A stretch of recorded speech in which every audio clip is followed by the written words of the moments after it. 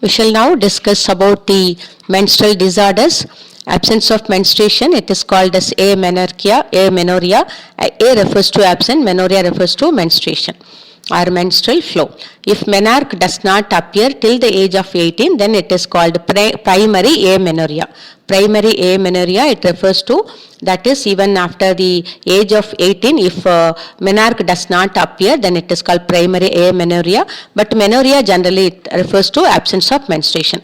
And absence of menstruation for over 3 consecutive months, then it is called secondary amenorrhea. For continuously for the 3 months, continuous 3 months, if no menstruation, then it is called secondary amenorrhea.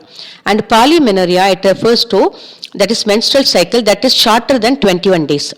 If the menstrual cycle, if its duration is lesser than 21 days, and every time before that is every 21 days, if the menstrual cycle is repeated, then that condition is called polymenorrhea.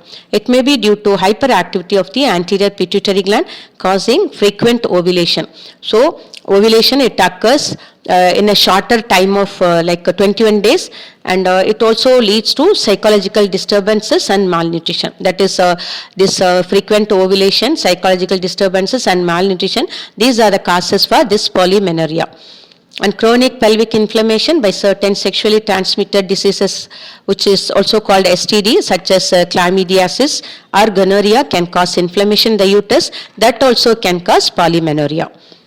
And sometimes menstruation, it is associated with pain, which is called as dysmenorrhea. It is the most commonly reported menstrual disorder. That is pain with menstruation. Menstruation associated with pain is called this is called dysmenorrhea. And there are 2 types of dysmenorrhea, that is primary and secondary. Primary dysmenorrhea is pain or cramps during menstrual period, and it is caused by secretions of prostaglandin in the uterus. It is due to the secretion of a hormone prostaglandin.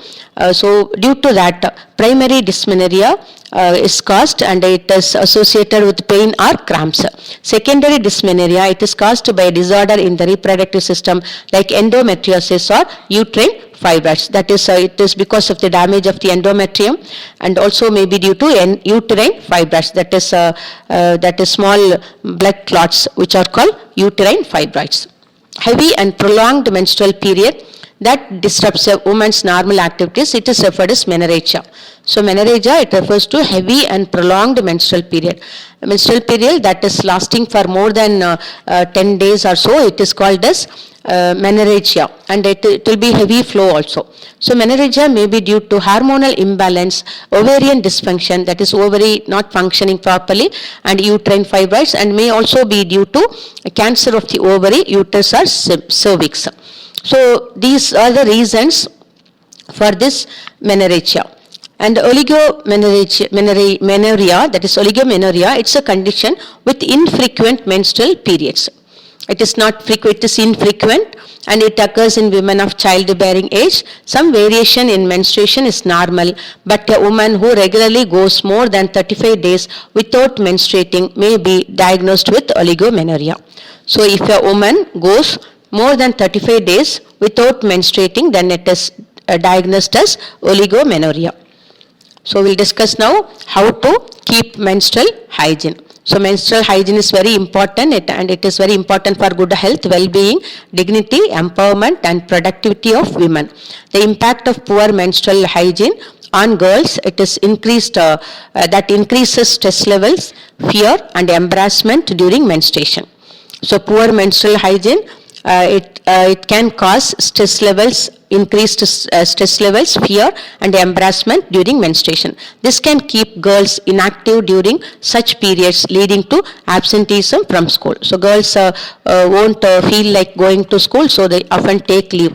So this is about this menstrual hygiene, if it is not that is maintained properly. So clean and safe absorbable clothing materials, sanitary napkins, pads, tampons and menstrual cups have been identified as materials which can be used to manage menstruation. Changing sanitary material 4 to 5 hours, it is very essential, it is must. So it must be changed. Sanitary materials must be changed every 4 to 5 hours. and it can be decided as per the requirement, and it provides comfort, cleanliness and protection from infections. So it also helps in enhancing the quality of life of women during this period. Used sanitary napkins must be wrapped in paper and disposed, must not be simply thrown off, like simply not be thrown off. So it should be wrapped before it is disposed or thrown off. So it should not be thrown in open areas also, or drain pipes of toilets. It must not be thrown in open areas or drain pipes of toilets.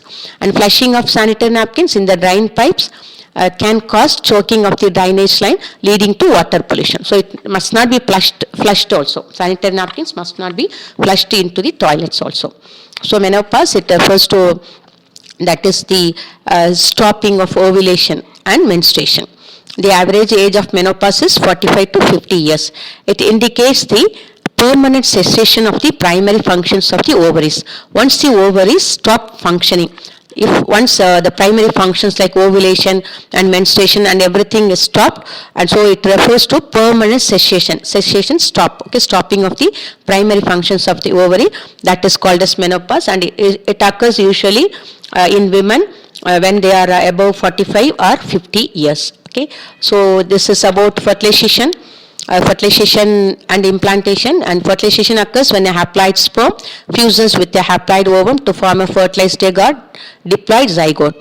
So we know that sperms and ovum, they are haploid in nature, that is they have only 23 chromosomes, only half the number of diploid set, that is instead of 46 they have only 23 chromosomes. So when these sperm and ovum with 23 chromosomes each, when they get fused, it results in the formation of a diploid zygote. The sperms deposited in the female reproductive tract undergo capacitation.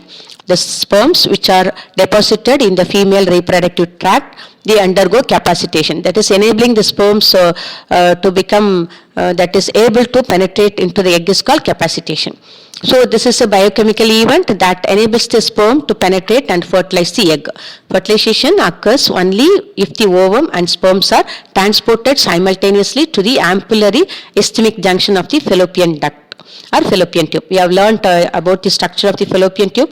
There is a swollen part which is called ampulla, and followed by a short narrow duct which is called isthma. So at this junction, so both ovum and sperms must be transported at this junction called ampullary isthmic junction, so that fertilization can occur. Before a sperm can enter the egg, it must penetrate the multiple layers of granulosa cells which are surrounding the ovum, forming the corona radiata. So this also you learnt about the structure of the ovum. So corona radiata, it is of that is a layer of follicular cells or granular cells. So that is sperm has to penetrate through these follicular cells of corona radiata. So we'll discuss now. The follicular cells are held together by an adhesive cementing substance called hyaluronic acid. So the follicular cells of the ovum are cemented together by means of a substance, hyaluronic acid. And on this part of sperm, it has acrosomal membrane, that is acrosome. So this can produce or release an enzyme called hyaluronidase. So this can dissolve this follicular cells. So during sperm entry, so that it can penetrate through corona radiata and zona pellucida. Sperm can penetrate through corona radiata and zona pellucida by producing this enzyme, proteolytic enzyme hyaluronidase. This is produced from the acrosome. So acrosomal membrane also disintegrates so that the nucleus and other contents of the sperm can enter into ovum. So this is called acrosomal reaction. Once fertilization is accomplished, cortical granules from the cytoplasm of the ovum form a barrier called as fertilization membrane around the ovum, preventing the further penetration of other sperms. So polyspermy is prevented.